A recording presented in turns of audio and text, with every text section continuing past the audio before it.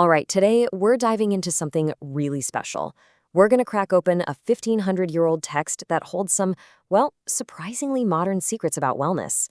We're talking about Chapter 1 of the Ashtanga Hridya, which is a cornerstone of the ancient science of Ayurveda. So let's just start with a thought here. What if a text that's literally 1,500 years old actually held the key to dealing with our modern, crazy, stressful lives? Sounds a bit out there, right? But that's exactly what we're going to dig into. This isn't some dusty old history lesson, you guys. It's more like a living, breathing blueprint for health. So here's our roadmap for today. First, we'll talk about the quest for a long life. Then, we'll get into the 3 core energies. After that, we'll figure out your body's unique blueprint, look at the building blocks of health, and wrap it all up with the ancient secret to finding balance. All right, let's jump right into our first section, a quest for long life. You know, before Ayurveda gives you any how-tos, it first establishes the why. Why are we even bothering with all this health stuff in the first place? And what's really fascinating is the name of this very first chapter. It's called Ayush Kamaya, which literally means the desire for a long life. Think about that. The book doesn't kick off with diseases or cures or complicated remedies. Nope. It starts with the most basic thing we all want, to live a long, full, and meaningful life. So, okay, why is a long life so important? Well, according to this ancient wisdom, a long, healthy life is basically the car you need to drive to 4 key destinations. First, there's Dharma, which is all about living a righteous life. Then you've got Artha, which means earning a living ethically. Kama is about fulfilling your desires. And finally, there's Moksha, or salvation. So you see, health isn't even the end goal here, it's the foundation for everything else. Okay, so if a long, purposeful life is our destination, then how in the world do we get there? Well, that brings us right to our next section, the 3 core energies. You can think of these as the fundamental map to understanding how your body works on the inside. Right at the very heart of Ayurveda is this concept called tridosha, and these are basically the 3 fundamental energies, or doshas, that run the whole show inside our bodies.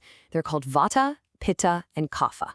And here's the absolute key, the central idea. When they're in balance, you have health. When they're out of balance, you get disease. It's really that simple, but also incredibly profound when you think about it. So each of these doshas has its own personality, its own qualities. Vata, for example, is dry, light, and always on the move, kind of like the wind. Pitta is hot, sharp, and a little bit oily. Think of the intensity of fire. And then there's Kapha, which is oily, cold, heavy, and super stable, like the elements of earth and water combined. Getting a feel for these qualities is absolutely crucial for everything we're about to cover. And these energies don't just hang out, they have a job to do. One of their biggest jobs is influencing your Agni, which is basically your digestive fire. So if you have a lot of Vata energy, your digestion might be a bit irregular. A Pitta-dominant digestion, probably sharp and intense, and a Kapha one tends to be a bit slower. And this Agni controls pretty much everything from how hungry you feel to how your body actually builds itself. Okay, so we've got these 3 energies floating around. But what does that have to do with you, specifically? How does it apply to each of us as individuals? Well, that leads us perfectly into our 3rd section, your body's blueprint, or what's known as Prakruti. The text uses this really powerful analogy to make the idea stick. It says, just like poison is natural and built in for a poisonous insect, your Prakruti, or body type, is just as natural and built in for you. So your Prakruti is your own personal, inborn constitution. It's like your body's factory settings, locked in the moment you were conceived. It's your unique mix of those 3 doshas. Now, the text actually goes on to categorize these body types. A body type that's mostly Vata is called low quality. Now, hold on. That doesn't mean it's bad. It just means that its light and mobile nature makes it naturally a bit more unstable. Pitta is considered moderate, and the super stable Kapha is good. But what's the absolute ideal, the best quality? That's a balanced tridosha constitution, where all 3 energies are playing nicely together right from the start.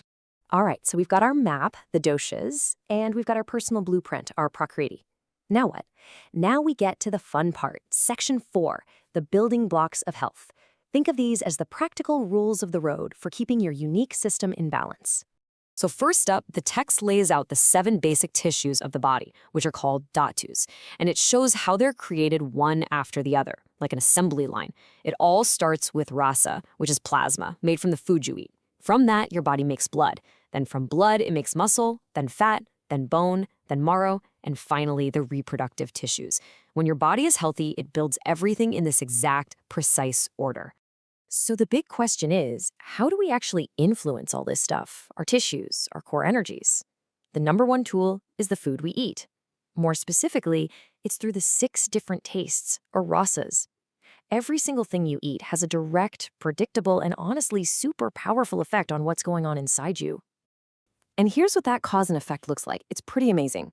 Each taste affects the doshas in a different way. So take a look at that first group, sweet, sour, and salt. These tastes will calm down that light, airy vata, but they'll ramp up pitta and the heavy kapha. And the second group, bitter, pungent, and astringent, well, they do the exact opposite. See? It's a really logical system of checks and balances. So all of this, the goal of a long life, the map of the doshas, your personal blueprint, the rules of the road, it's all been leading us to this. Our final section, the ancient secret to balance. The entire system, literally everything we've talked about, boils down to one single elegant principle. And it is this. Equal qualities lead to increase, and opposing qualities lead to decrease. This is it. This is the master key. To put it even more simply, like increases like, and opposites bring you back to balance. Let's make this super practical. Here's an example straight from the text. Think about cold, dry weather.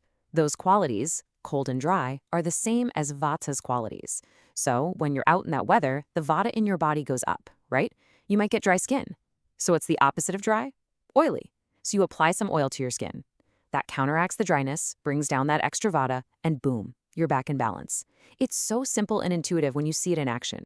And that brings us to the absolute core message of this whole chapter. Ayurveda's definition of what it means to be healthy or sick is just crystal clear. Imbalance in tridosha is disease. Perfect balance is health. It's not about fighting germs or attacking illnesses. It's about consciously, actively maintaining your own natural state of balance. So if there's one thing to take away from all this, it's that this ancient system completely reframes how we think about wellness. Health isn't just about not being sick. It's an active, dynamic state of perfect balance that you create. And that kind of leaves us with one final question to think about. How balanced is your life?